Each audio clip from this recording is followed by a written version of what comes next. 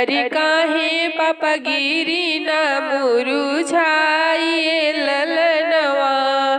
अतना तिलक बेटी तोहारा के दिहानी, अरे मुखहु न बोले ले दामाद ललनवा।